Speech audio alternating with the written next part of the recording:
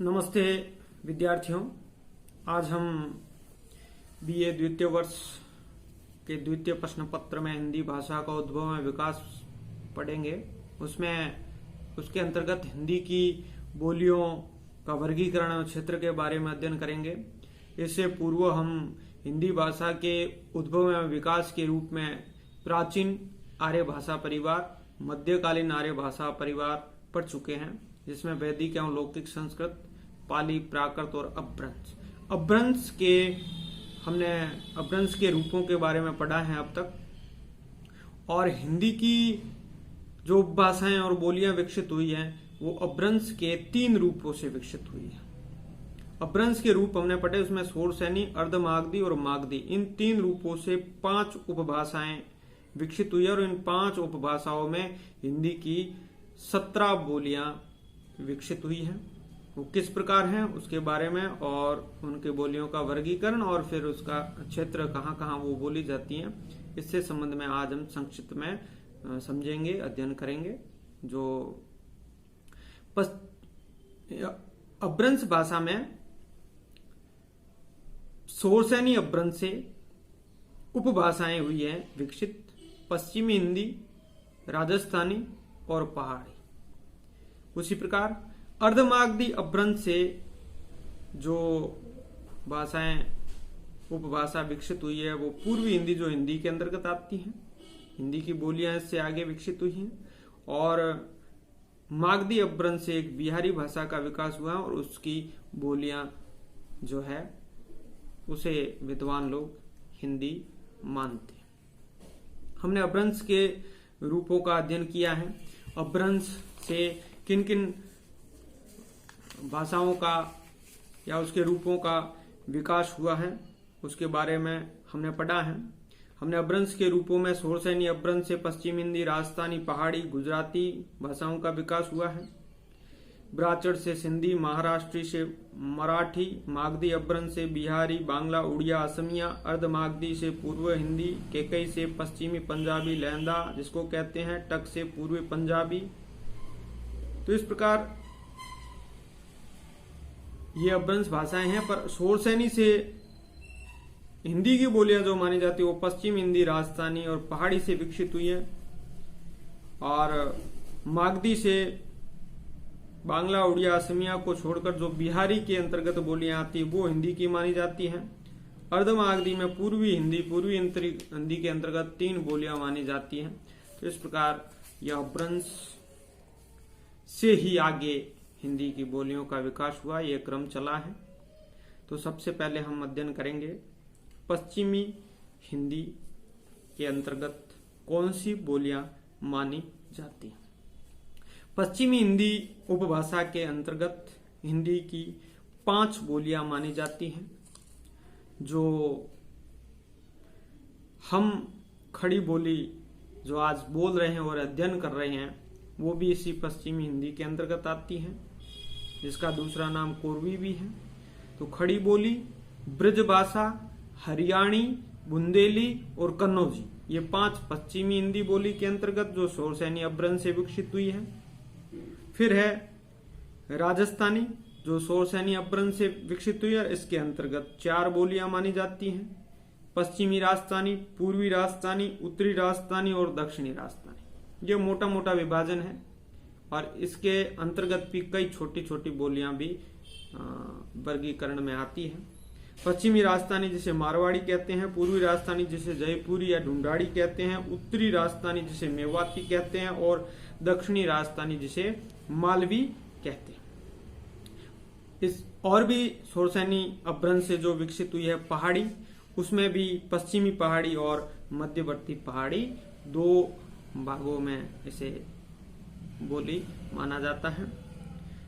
उसके बाद पूर्वी हिंदी जो कि आपके अर्धमागधी अपभ्रंश से विकसित हुई है, उसके अंतर्गत अवधी, बघेली और छत्तीसगढ़ी बोली विकसित हुई है।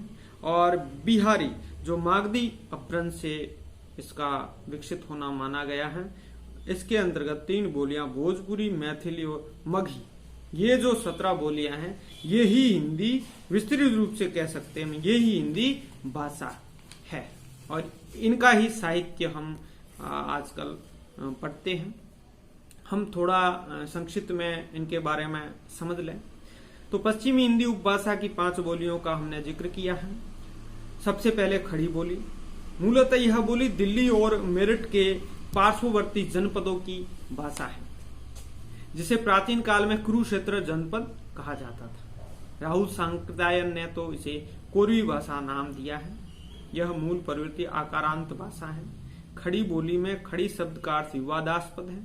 कुछ लोग खड़ी का अर्थ खरी अर्थात शुद्ध मानते हैं, और कामता प्रसाद गुरु ने तो इसको कर्कश माना है, जो खड़ी है।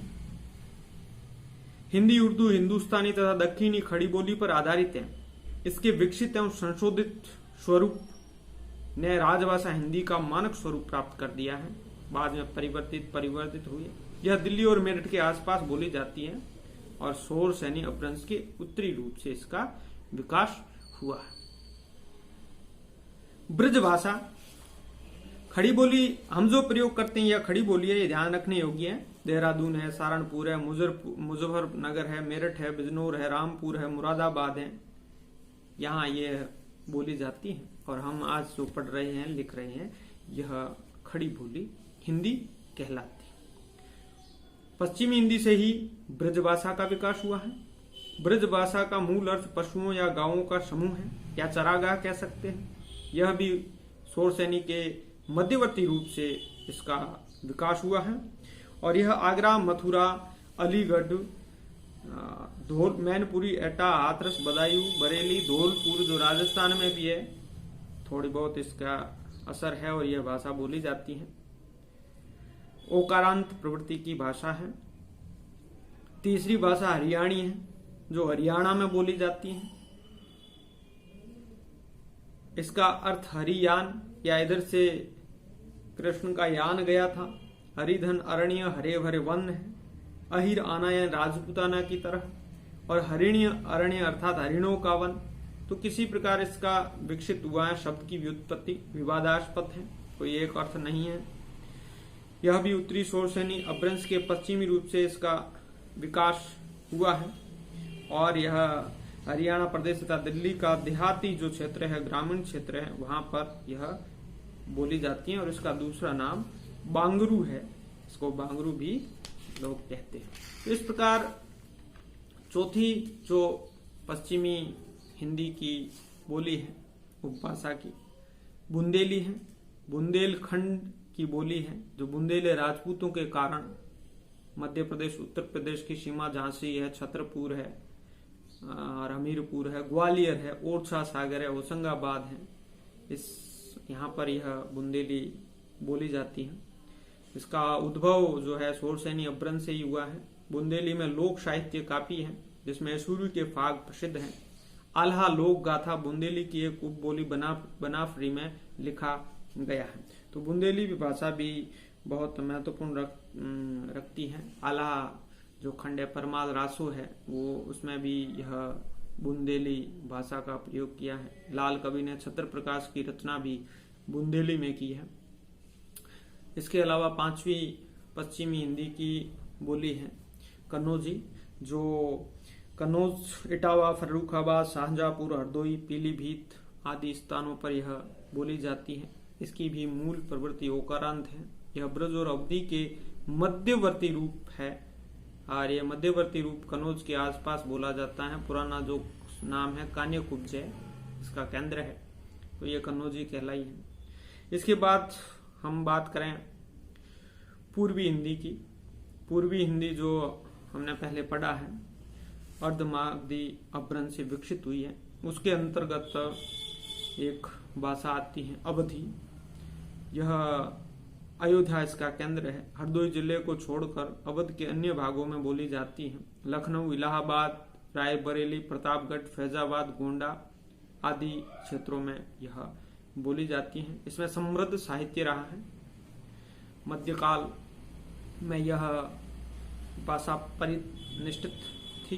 काफी लोग इसमें साहित्य रचना करते थे, जिसमें तुलसीदास जी प्रमुख कवि हुए, जायसी हुए हैं। रामचरितमानस और पद्मावत इसी भाषा में लिखा गया है। यह अर्धमागधी अपभ्रंश से विकसित मानी जाती है। बहुत सारे कवि जो सूफी संत थे इसी भाषा में लिखते थे। इसके अलावा इसके अंतर्गत बघेली आती है, जो बघेल राजपूतों के आधार पर रीवा तथा आसपास के क्षेत्र में बोली जाती है। यह शहडोल, सतना, मेहर, नागौद आदि इसके क्षेत्र हैं, बघेलखंड कहलाते हैं। इसका भी अर्धमागधी अपभ्रंश के क्षेत्रीय रूप से विकास हुआ। पूर्वी हिंदी के अंतर्गत तीसरी बोली है छत्तीसगढ़ी, जो छत्तीसगढ़ से संबंधित है। बिलासपुर, दुर्ग, रायपुर, रायगढ़, नंदगांव आदि क्षेत्र में यह बोली जाती है। इसका विकास भी अर्धमागधी अपभ्रंश के दक्षिणी रूप से हुआ है और इसके दूसरे नाम लरिया, खलहाटी आदि माने जाते हैं और इसकी उपबोलियां हैं ये। उसके बाद हम बात करेंगे शोरसैनी अपभ्रंश से निकले हुए उपभाषा राजस्थानी भाषा परिवार की। उसके अंतर्गत प्रमुख रूप से 4 भागों में बांटा जाता है। पश्चिमी राजस्थानी, जो शोरसैनी अपभ्रंश से ही इसका विकास हुआ है। यह जोधपुर, अजमेर, किशनगढ़, मेवाड़, सिरोही, बीकानेर आदि, बाड़मेर आदि क्षेत्रों में बोली जाती है। इसमें ही मीरा के पद लिखे गए हैं। इससे राजस्थानी की उपबोलियों का भी कई विकास हुआ है, जैसे थली है, बीकानेरी है, मेवाड़ी है, जैसलमेरी। उसके अलावा उत्तरी राजस्थानी दूसरा रूप जो मेवाती कहलाता है, इसका भी उद्भव शोरसैनी अपभ्रंश से हुआ है। यह अलवर, गुड़गांव, भरतपुर के आसपास बोली जाती है। इसका एक मिश्रित बोली अहिरवाटी है, जो गुड़गांव, दिल्ली व करनाल में बोली जाती है। गिरेसन ने इसे उत्तरी पूर्वी राजस्थानी में रखा है। गिरेसन जो एक भाषा वैज्ञानिक है, अंग्रेज, उन्होंने भाषा के बारे में काफी अध्ययन किया है। उसके तीसरा रूप है पूर्वी राजस्थानी, जो जयपुर या ढूंढाड़ी कहलाता है। इसका भी उद्भव शोरसैनी अपभ्रंश से हुआ है। यह जयपुर, अजमेर, किशनगढ़, टोंक और दौसा के आसपास बोली जाती है। इसकी उपबोलियां भी तोरावटी, राजावटी, चौरासी आदि हैं। चौथा रूप है दक्षिणी राजस्थानी, जो मालवी कहलाता है, मालवी भाषा। इसका क्षेत्र इंदौर, उज्जैन, रतलाम आदि है। थोड़ा बहुत राजस्थान में है, बाकी मध्य प्रदेश में भी ये बोली जाती है। इसका भी उद्भव शोरसैनी अपभ्रंश से हुआ है। इसके अन्य नाम भी है, कुछ लोग इसे निमाड़ी भी बोलते हैं। तो इस प्रकार ये राजस्थानी के भाषा के 4 क्षेत्र है और रूप है। राजस्थानी का जो स्वरूप है वह माने तो मारवाड़ी है और काफी क्षेत्र में यह भाषा बोली जाती है। अब हम बात करें शोरसैनी अपभ्रंश से ही उपभाषा का विकास हुआ हिंदी की, वो पहाड़ी भाषा परिवार है, जो पहाड़ी क्षेत्र में बोली जाती है, इसलिए इसका नामकरण हुआ है। 2 प्रकार से मान सकते हैं इसको, पश्चिमी पहाड़ी और मध्यवर्ती पहाड़ी। 2 बोलियां इससे विकसित हुई हैं। पश्चिमी पहाड़ी में उद्भव शोरसैनी अपभ्रंश से ही होता है और क्षेत्र हैं जौनसार, सिरमौर, शिमला आदि क्षेत्र। तो सिरमौर, शिमला आदि क्षेत्र है शिमला पश्चिमी पहाड़ी के अंदर। और मध्यवर्ती पहाड़ी के अंतर्गत गढ़वाली और कुमायूनी, ये जो गढ़वाली है, कुमायूनी नाम सुनते हैं, ये बोलियां आती हैं। इसके अंतर्गत एक और भी विभाजन होता है पूर्वी पहाड़ी, जो आजकल नेपाल के अंतर्गत होता है, इसलिए हम तीसरी बोली को स्वीकार नहीं करते हैं।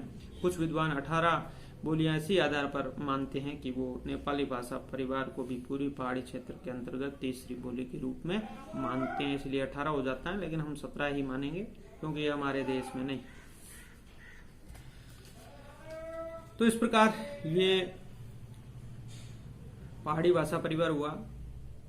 अब आता है मागधी से विकसित बिहारी परिवार, जो उपभाषा है बिहारी, और उसके अंतर्गत भी 3 बोलियां हैं। पहली है भोजपुरी, बहुत सारे लोग इसको बोलते हैं भोजपुर, जो शाहबाद बिहार जिले के भोजपुर गांव के कारण इसका नाम पड़ा है।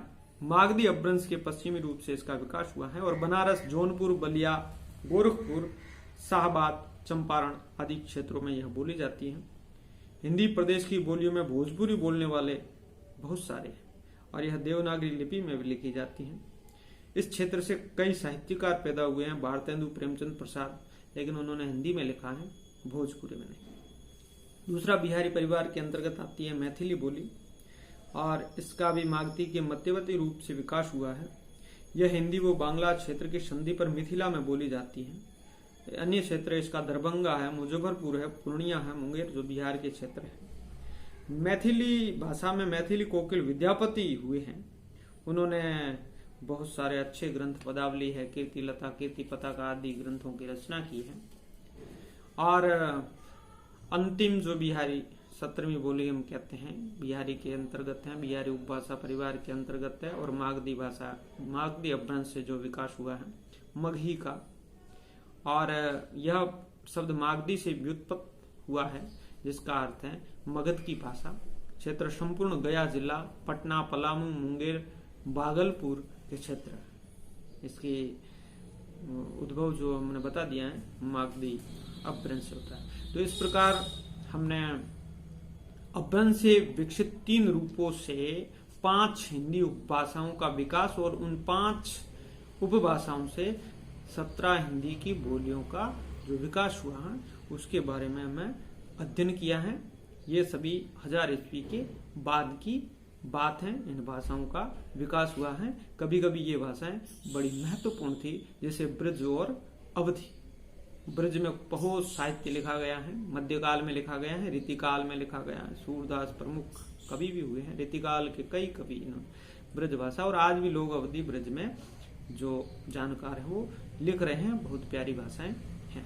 तो इस प्रकार हमने हिंदी साहित्य का उद्भव और विकास, किस प्रकार हिंदी की भाषाओं का विकास हुआ, हम आज जो पढ़ रहे हैं, बोल रहे हैं, लिख रहे हैं, वो जो खड़ी बोली हिंदी है उसका भी विकास किस प्रकार हुआ, एक चरणबद्ध रूप से 3 वीडियो में हमने यह बात की है। ध्यानपूर्वक देखें, समझें, पढ़ें, याद करने का प्रयास करें, और इससे संबंधित जब भी कोई आपके पेपर हो, टेस्ट हो, ऑनलाइन टेस्ट हम व्हाट्सएप पे डालते हैं, उसे हल करें और अपना तुरंत मूल्यांकन करें कि आपको कितना याद रहा, कितने अंक आपने प्राप्त किए। बहुत बहुत धन्यवाद।